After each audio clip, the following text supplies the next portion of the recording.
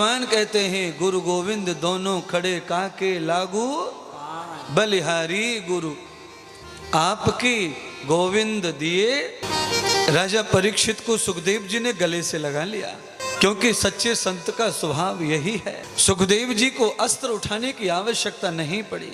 ये वे अस्त्रम शास्त्रम निपुणम विभक्त योगो संन्यासम भवति युक्ता।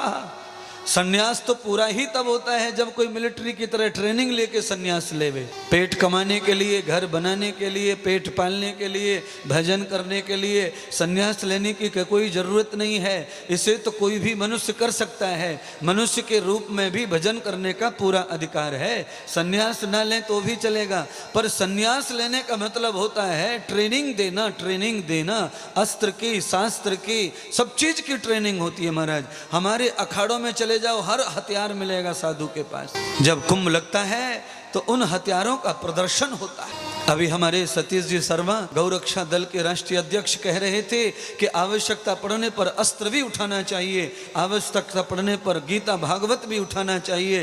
पर युक्तम धर्मम लक्षणम प्रवर्तते योग अविस्तायाम। भगवान श्री कृष्ण ने पहले गीता उठाई, अर्थात पहले शास्त्र को उठाओ, और जब शास्त्र से बात ना बने तो फिर कृष्ण की तरह चक्र भी उठाओ, शास्त्र के साथ शस्त्र भी उठाओ। साम दाम दंड भेद भगवान ने अर्जुन को कहा कि पहले तो अर्जुन शास्त्र ही सबसे बड़ा हथियार है। शास्त्र से ही दुश्मन मर सकता है। काम क्रोध लोभ मोह मत्सर, जब इन दुश्मनों को शास्त्र मार देता है तो सब दुश्मन इससे मार सकते हैं, हर सकते हैं। पर इससे भी ये बाह्य राक्षस जो संसार में शरीर के रूप में घूम रहे, ब्रह्म हत्यारे, गौ हत्यारे, शास्त्र हत्यारे, इनके लिए कभी कभी अस्त्र भी उठाना पड़ सकता है। उठाना चाहिए। अगर हम अस्त्र उठाने में असमर्थ हैं, इसीलिए ब्रह्मा जी ने 4 वर्णों की व्यवस्था की है। अगर ब्राह्मण शास्त्रीय है तो क्षत्रिय शास्त्रीय है तो वो शस्त्रीय है। हमारे पास में ज्ञान है, शास्त्र है, तो हमें किसी क्षत्रिय को अपने साथ में भाई से भाई,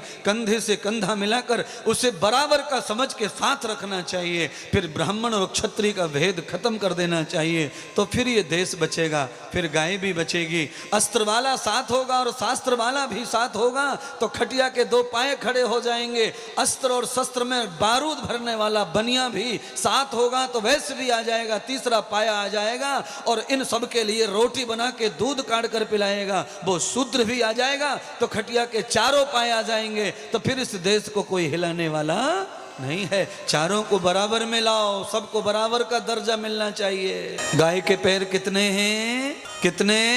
छोटे बड़े के बराबर के हैं? बस तो हो गया काम। गाय के पैर बराबर हैं इसीलिए गाय लंगड़ी नहीं है।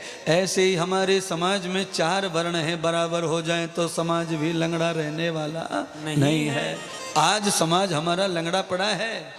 जाति छुआछूत, इसकी वजह से समाज लंगड़ा हुआ पड़ा। मैं कहता हूँ मैं बड़ा हूँ, वो कहता है वो बड़ा है। कौन बड़ा है नहीं पता है। आप ही बताओ बड़ा कौन है? बड़ा हुआ तो क्या हुआ जैसे पेड़। बोलिए, बड़ा हुआ तो क्या हुआ जैसे पेड़, और छाया तक मिलत नहीं, फल लागे अति दूर। ऐसा बड़मपन किस काम का, जो अकेले अकेले रख रहा, किसी को साथ नहीं आने दे रहा है। मैं बड़ा, मैं बड़ा, मैं बड़ा, इसके मारे अकेला हो रहा है, अकेला हो रहा है, अकेला हो रहा है, और इतना अकेला हो जाएगा कि फिर तुझे कोई बचा नहीं पाएगा। आज राजा परीक्षित भगवान सुखदेव जी से प्रार्थना कर रहे हैं